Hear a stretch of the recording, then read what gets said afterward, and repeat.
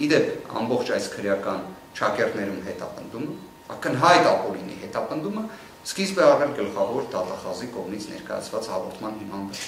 Մասնագիտական հանրությունին իսկապես կարծում եմ դա եւս շատ հետաքրքիր կլինի, քանի որ ես ինքս նման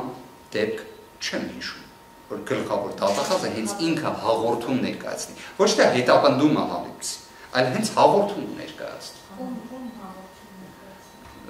Քննչական կոմիտեին իդեպ շատ հետաքրքիր հարցադրում էր։ Այո, գլխավոր դատախազը քննչական կոմիտեին անձամբ։ Ես հիմա նաև մի ավելի հետաքրքիր հանգամանք բացահայտեմ ձեզ։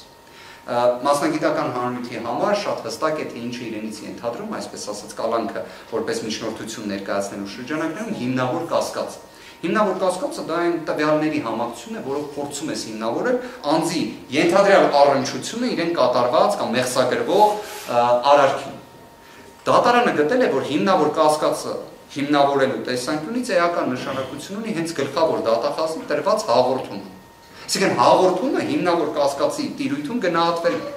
Ավելին, այդ հաղորդումը մեզ չի տրամադրվել։ Որպես գլխավոր դատախազի պաշտոնյա, հաղորդումը թե որպես Դա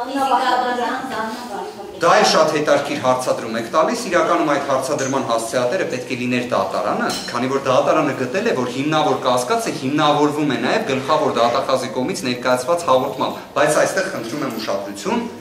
այդ հաղորդման պատճենը առկա չէ մեզ տրամադրված նյութերում եւ դատարանին տրամադրված նյութերում։ Այն պարզապես տեղ է գտել քննիչի միջնորդության մեջ։ Հիմա ես հասկանում եմ միգուցե այս գործով այդպիսի մեծ ցանկություն կար քննիչի ամեն ասածին հավատալու, բայց դա ոնց է լինում դժվարանում եմ ասել։ Այժմ